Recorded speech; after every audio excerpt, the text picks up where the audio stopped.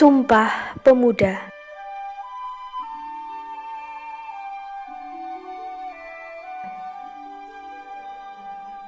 Kami, putra dan putri Indonesia, mengaku bertumpah darah yang satu, tanah air Indonesia.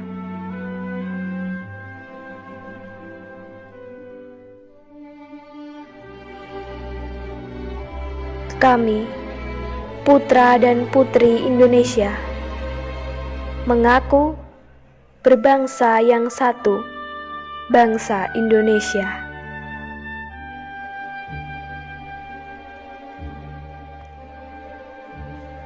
Kami, putra dan putri Indonesia, menjunjung bahasa persatuan, bahasa Indonesia.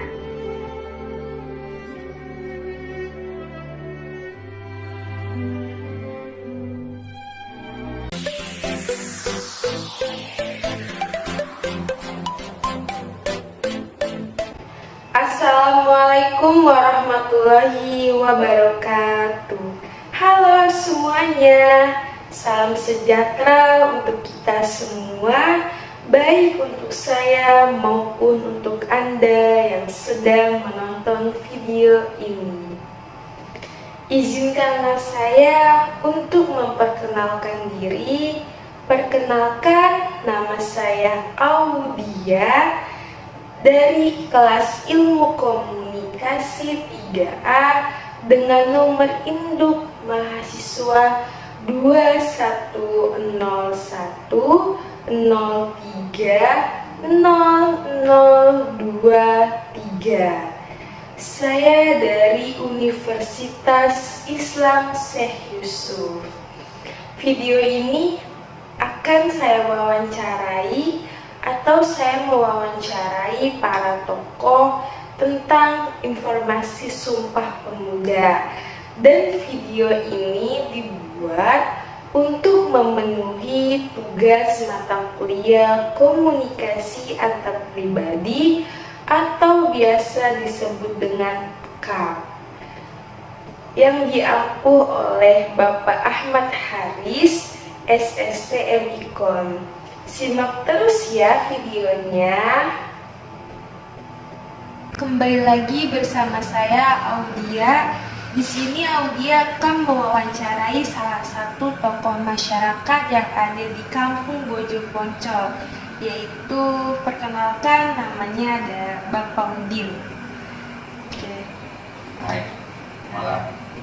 Baik Bapak Udin, saya akan bertanya, menurut Bapak Udin, Sumpah Pemuda itu seperti apa sih?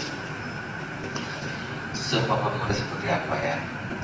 Sumpah Pemuda itu, kalau menurut pandangan dari kacamata sendiri ya, merupakan satu perwujudan daripada apa ya, yang ada di pikiran para pemuda-pemuda untuk bisa menciptakan satu generasi yang mumpuni, satu generasi yang siap tanding dalam segala hal, gitu artinya. Dan harus bisa memberikan satu contoh yang baik kepada generasi yang akan datang. Nah, menurut Bapak Udin sendiri, bagaimana nih caranya kita sebagai seorang pemuda itu bisa menerapkan dari Sumpah Pemuda tersebut? Ya, harus diawali dari sedini mungkin menciptakan disiplin. Itu bagian dari Sumpah Pemuda juga ya. Disiplin, kemudian juga menerapkan manusia yang manusia yang unggul dalam segala hal. Artinya ya pemuda yang memang dibilang yang saya bilang siap tanding dalam segala medan, gitu. Tadi kita tetapkan sejak dini agar bisa menciptakan suatu generasi yang unggul di kedepannya. Nah, Sumpah Pemuda ini kan mempunyai dampak ya. Ada juga yang dampak positif dan negatif. Menurut Bapak Bapak Udin, Sumpah Pemuda yang ada di Indonesia ini memiliki dampak seperti apa? Dampak daripada Sumpah Pemuda sebetulnya kemana kita membawanya Sumpah Pemuda itu sendiri ya kan. Kalau kita ngebawa positif ya positif, bawa ke negatif ke negatif gitu ya. Sebetulnya isi daripada Sumpah Pemuda itu sendiri sebetulnya itu pastilah positif ya kan. Tergantung kita kemana membawanya. Kalau memang secara materinya sih mungkin positif ya. Cuma pemuda-pemuda sekarang kan banyak pemuda sekarang yang memang rentan ya, generasinya rentan terhadap lingkungan sosial dan juga dunia modernisasi yang sekarang ini ya, boleh dibilang zaman digital ya. Pengaruh-pengaruh dari media elektronik maupun media yang lainnya itu sangat dominan sekali untuk pada generasi muda yang sekarang lagi dijalani ya untuk masa depannya nanti. Belum lagi ditambah dengan hal-hal lain ya, itu sekarang lagi banyak ya.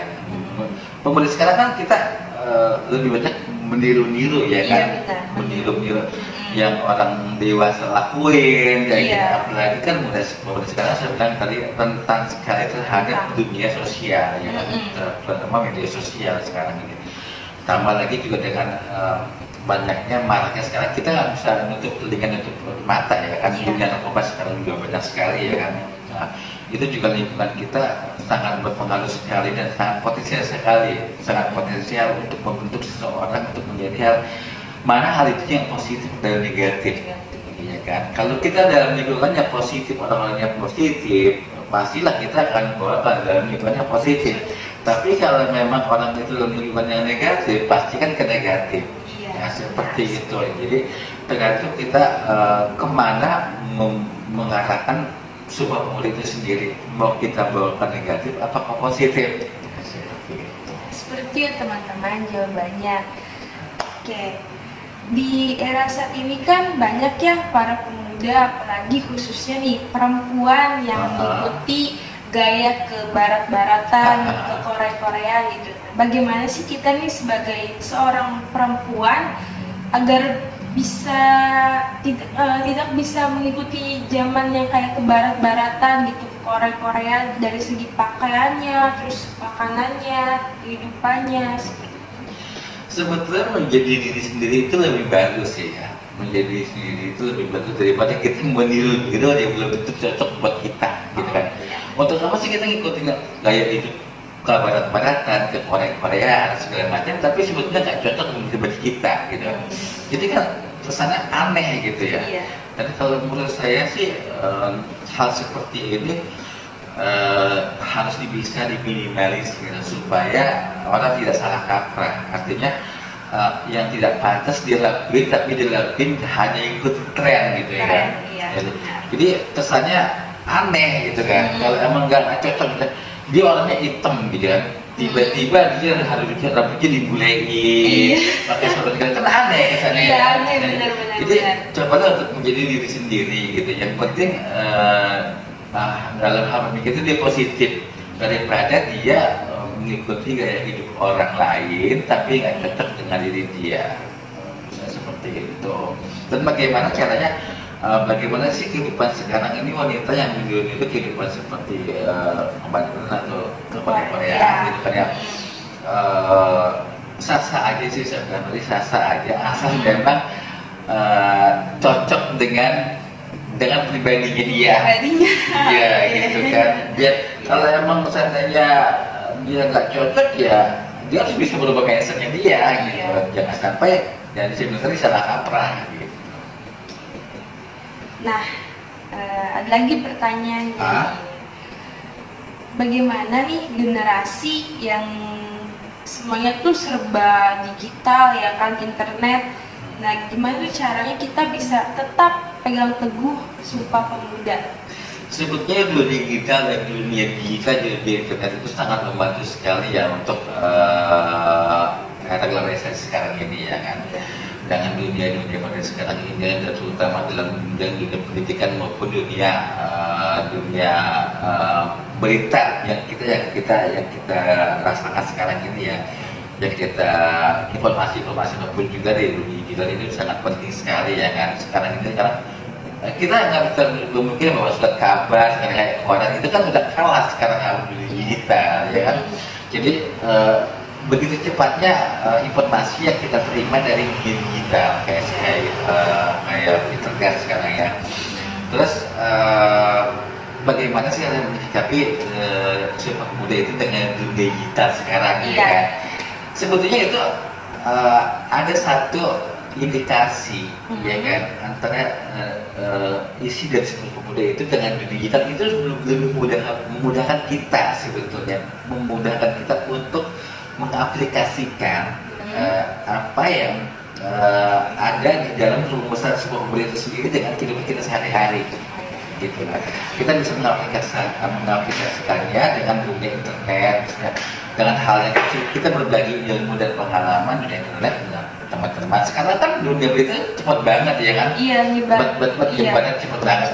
Jadi nggak kayak zaman dulu kan masih pakai surat, masih pakai radio, nanti segala macam. Sekarang kan dunia internet tuh cepat banget. Jadi hal-hal berita apapun juga yang kita inginkan bisa diupdate dengan seketika gitu.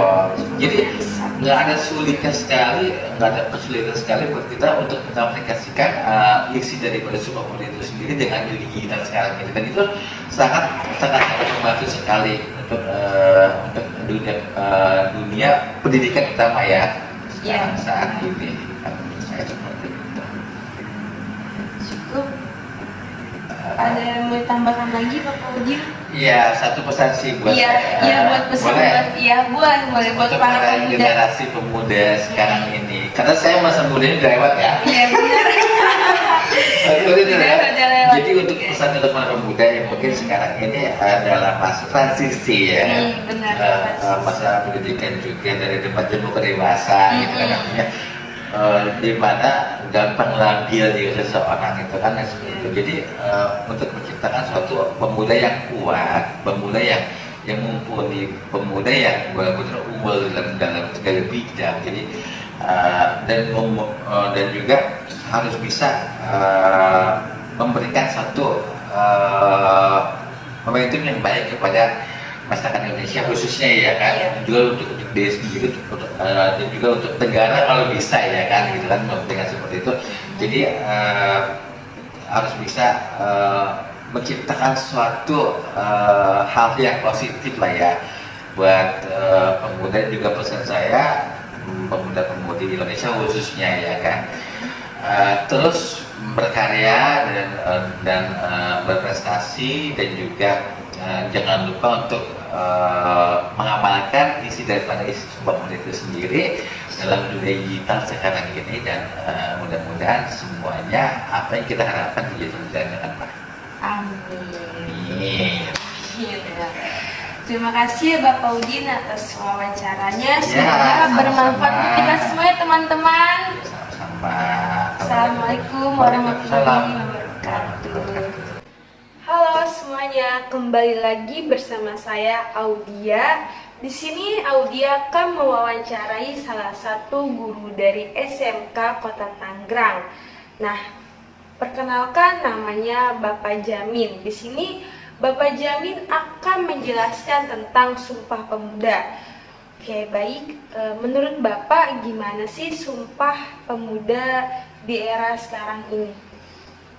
Ya, di zaman globalisasi ini, Sumpah Pemuda itu yang jelas adanya suatu perubahan-perubahan bagaimana membentuk suatu karakter bagi jiwa kebangsaan, bagi anak muda yang sekarang ini, yang artinya lebih meningkat dari zaman tradisional ke zaman globalisasi. Terus, menurut Bapak Jamin, gimana caranya kita menerapkan Sumpah Pemuda di anak sekolah nih? Pertama, kita bentuk suatu karakter agar generasi seterusnya ini lebih baik dan lebih memahami ya tentang kebangsaan dan menjaga NKRI ini. Kemudian yang kedua, membentuk anak muda yang mental baja, yang mental tak kenal lelah dan selalu berjuang untuk mengatasi rongrongan baik dari dalam maupun dari luar.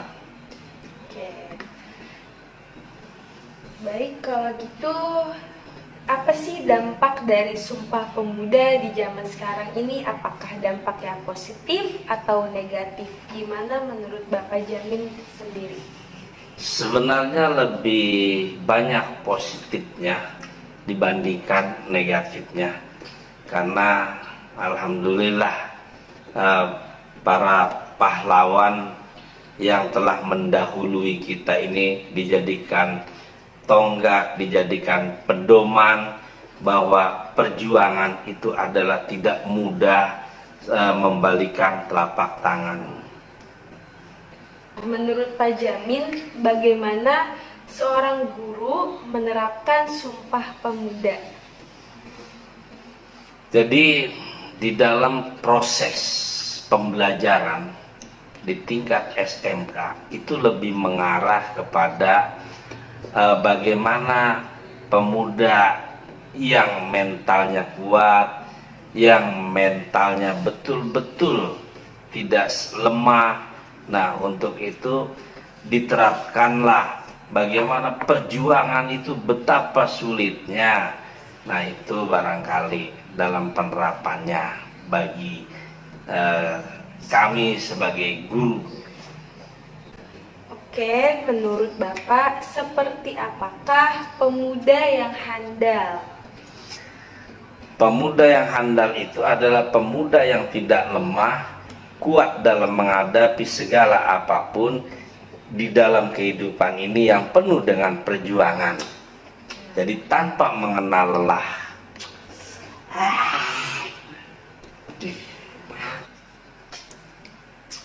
Baik, bagaimana caranya anak didik sekarang? Bagaimana caranya untuk mengarahkan anak didik untuk lebih cinta kepada tanah air? Pertama, ya, di dalam karakter itu kita bentuk bahwa negara kita ini adalah negara kesatuan yang harus dijaga dari rongrongan-rongrongan, baik dari dalam maupun dari luar. Yang kedua, ya, kita arahkan anak didik kita itu lebih mengarah kepada kebangsaan, lebih mengarah kepada budaya yang ada di Indonesia ini, khususnya di Indonesia. Yang kedua, lebih mengarahkan kepada anak didik ini, yaitu kepada budaya yang ada di Indonesia. Yang ketiga, lebih cinta produk Indonesia dibandingkan produk luar negeri.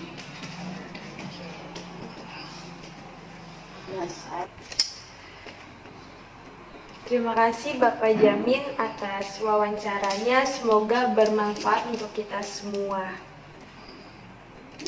Assalamualaikum warahmatullahi wabarakatuh. Halo semuanya, kembali lagi dengan saya Audia.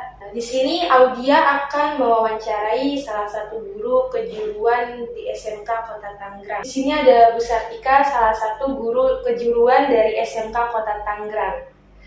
Di sini Audia mau bertanya-tanya tentang Sumpah Pemuda, teman-teman. Nah, menurut Bu Sartika, apa sih penjelasan dari Sumpah Pemuda itu? Sumpah Pemuda itu adalah suatu kegiatan para pemuda-pemudi Indonesia ya untuk mendapatkan atau memperoleh suatu kemerdekaan bangsa Indonesia, seperti itu. Banyak pemuda-pemudi Indonesia itu yang mengorbankan waktu, tenaga, harta dan segala macam untuk kemerdekaan Indonesia. Nah, bagaimana Bu Sartika menerapkan nilai-nilai Sumpah Pemuda kepada anak didiknya? Kalau saya untuk sistem belajar menerapkan Sumpah Pemuda itu seperti kayak saat jam pelajaran saya untuk menghafal teks Sumpah Pemuda, terus mengenalkan kekayaan Indonesia, budaya Indonesia, jadi semakin cinta sama Indonesia gitu. Jadi akan bangga akan negaranya. Nah, menurut Ibu Sartika, hal apa saja yang seharusnya dilakukan oleh sebagai pemuda memaknai Sumpah Pemuda dalam kehidupan sehari-hari? Ya, sepertinya kayak contohnya itu kayak menjaga lingkungan, terus menjaga kebersihan ya, kayak misalkan buang sampahnya jangan sembarangan, itu juga termasuk mencintai negara kan agar supaya bersih. Terus saat sekolah kan hari Senin pasti ada upacara kan, upacara bendera. Nah itu harus dilakukan secara hikmat, berarti mereka menghormati para pejuang yang sudah berusaha untuk memerdekakan Indonesia. Terus yang terakhir menurut saya ya harus cinta sama produk-produk dalam negeri. Ya, gitu. Contohnya seperti apa? Ya biasanya kalian kan beli sepatu aja harus import ke Malaysia segala macam. Iya. Kan di Indonesia juga produksi sepatu kan yang bagus-bagus kualitasnya, walaupun murah tapi kualitasnya bagus. Dengerin ya teman-teman semuanya. Nah, bagaimana cara nyatanya dalam menerapkan Sumpah Pemuda dalam kehidupan berbangsa dan bernegara di era saat ini? Menurut Bu Sartika itu seperti apa? Seperti kayak contohnya harus menghormati antar perbedaan ya. Kan di Indonesia itu ada yang sukunya banyak ya di Indonesia, berarti kita harus saling menghormati satu sama lain gitu. Terus harus bangga akan bahasa Indonesia, gunakan bahasa Indonesia yang baik dan benar. Lalu mempelajari ya. Terus kemudian mempelajari banyak sejarah Indonesia, budaya Indonesia ya. Jangan sampai dilupakan sejarah-sejarah tersebut. Terima kasih Bu Sartika atas waktunya, semoga bermanfaat untuk kita semua teman-teman. Kembali lagi bersama saya Aulia dan saya akan mewawancarai salah satu guru SD di Kota Tangerang. Guru perkenalkan namanya Bu Konaah, biasa dipanggil dengan anak-anak dengan panggilan Bu Ana. Saya akan mewawancarai Bu Ana tentang Sumpah Pemuda. Baik Bu Ana, apa sih yang Bu Ana tahu tentang Sumpah Pemuda itu? Sumpah Pemuda itu kesadaran akan bangsa dapat diwujudkan dengan perasaan dan sikap kebangsaannya sebagai bangsa Indonesia. Terus bagaimana caranya Bu Ana menerapkan Sumpah Pemuda di anak didiknya? Salah satunya mengakui keberadaan beragaman di sekolah, terus mencintai pendidikan Indonesia sesuai nasionalisme dan saling percaya dan mendukung saling sesama. Baik, kalau gitu, Sumpah Pemuda itu kan mempunyai dampak ya. Nah, apa sih Bu Ana dampak positif dari Sumpah Pemuda untuk para anak didiknya Bu Ana? Sebagai bentuk perjuangan bangsa Indonesia dalam mendapatkan kemerdekaan. Bahwa persatuan dan kesatuan bangsa harus dijunjung tinggi demi mewujudkan cita-cita bangsa. Sumpah Pemuda itu dilaksanakan pada tanggal berapa sih Bu Ana? Tanggal 28 Oktober. Menurut Bu Ana, siapa saja sih tokoh-tokoh Sumpah Pemuda? Ketuanya ada Sugondo Jojo Budioto, wakilnya RM Joko Marsait, sekretarisnya Muhammad Yamin, bendaharanya Amir Sajibudin, pembantunya Johan Muhammad Kaya. Nah, menurut Bu Ana nih, apa sih maknanya Sumpah Pemuda dalam anak didik di sekolah? Yaitu sebagai mencintai Indonesia, semangat di masa kini bisa dengan lebih mencintai Indonesia, bangsa terhadap berbagai budaya yang dimiliki Indonesia, sehingga mendukung kreativitas bangsa dengan membeli produk-produk dalam negeri. Baik, terus nilai teladan apa yang bisa kita ambil dalam Sumpah Pemuda? Bisa menumbuhkan cinta tanah air, persatuan dan kesatuan, menghargai perbedaan satu sama lain. Iya teman-teman, jawabannya semoga bermanfaat buat kita semua ya. Halo semuanya, kembali lagi bersama saya Audia. Di sini saya bersama Ibu Dede selaku tokoh masyarakat di Bojong Poncol. Saya akan mewawancarai Bu Dede untuk mengetahui informasi tentang Sumpah Pemuda. Sudah siap Ibu? Ya, siap insya Allah. Nah, apa sih alasan para pemuda untuk mengikrarkan Sumpah Pemuda? Yaitu untuk membangkitkan jiwa dan sikap nasionalisme pemuda-pemudi Indonesia dan seluruh rakyat Indonesia untuk melawan, mengusir, dan menentang para penjajah. Yang kedua yaitu tujuannya Sumpah Pemuda adalah membuat kokoh dan tebal rasa persatuan dan kesatuan bangsa Indonesia itu sendiri. Baik, pertanyaan kedua yaitu bagaimana caranya untuk menerapkan nilai Sumpah Pemuda kepada para pemuda? Ya, yaitu berikut ada beberapa hal yang harus kita ketahui untuk anak-anak yang lebih Sumpah Pemuda lebih maju, yaitu rajin belajar dan prestasinya harus bagus. Yang kedua, menjunjung toleransi kepada sesama pemuda. Yang ketiga, kerja bakti dan gotong royong. Yang keempat yaitu mempelajari arti pentingnya sejarah dan budaya Indonesia. Yang kelima, menjunjung bahasa Indonesia itu sendiri. Jadi utamakanlah bahasa Indonesia terlebih dahulu, baru bahasa asing.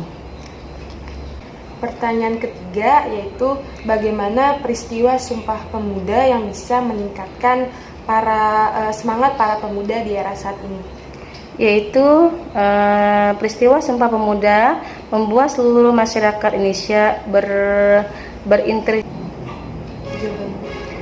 yaitu peristiwa Sumpah Pemuda yang membuat seluruh rakyat Indonesia harus terinspirasi, terutama para pemuda itu sendiri, terhadap pentingnya persatuan dan kesatuan Indonesia.